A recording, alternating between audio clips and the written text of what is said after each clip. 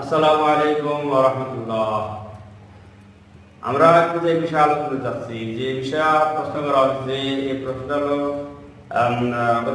অত্যন্ত গুরুত্বপূর্ণ বিষয়টা।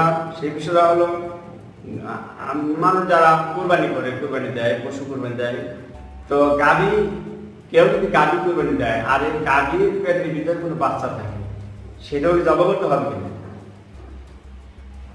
তো গাভী কুরবানির পর গাভীর পেটে বাচ্চা থাকলে সে বাচ্চাটা কি জবাই করতে হবে কি না?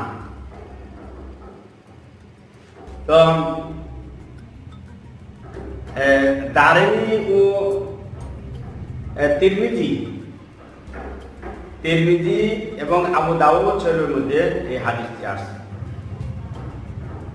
আসছে যে হুজুর পাক সাল্লাল্লাহু আলাইহি ওয়াসাল্লাম বলেছেন যে মায়ের পেটের বাচ্চা কুরবানি করতে হবে, কারণ মাকে কুরবানি করায় পেটের বাচ্চাও কুরবানি হয়ে যায়।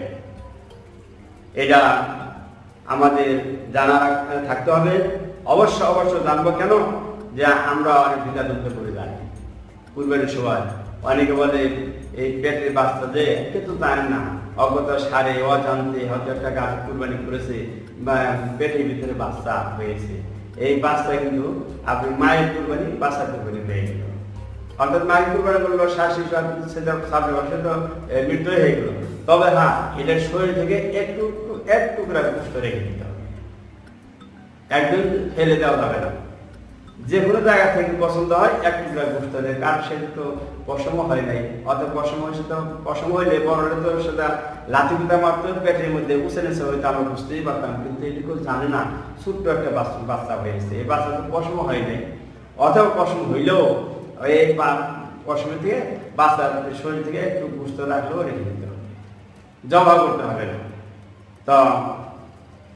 তো কুরবানির সম্পর্কে গাভীর পেটে বাচ্চা বলেছেন, গাভীর পেটে বাচ্চা, গাভীর কুরবানি এবং বাচ্চার কুরবানি একই কুরবানি হয়ে যায়।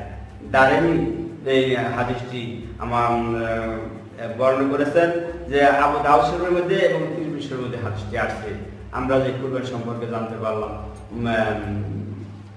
মায়ের কুরবানি, বাচ্চার কুরবানি একই কুরবানি হয়ে যায়, তবে শরীরে একটু বুঝতে রেখে দিতে হবে। এইটুকু আমাদের শরীরে অবশ্য জানা থাকতে হবে, জানলে আমরা সেই দ্বিধাদ্বন্দ্বে পড়বো না। তো যে বিষয়ে কুরবানি সম্পর্কে আলোচনা ছিল, এখনই সেই বিষয়ে সমাপ্তি করছি। ইনশাআল্লাহ আমাদের ভিডিওগুলো যদি আপনাদের ভালো লাগে লাইক দিবেন এবং বেশি করে আপনাদের বন্ধু বান্ধবদের নিকট শেয়ার করুন, এবং আমাদের সাথে থাকতে হলে আমাদের চ্যানেলটি সাবস্ক্রাইব করুন। খুদা হাফেজ। আল্লাহ হাফেজ।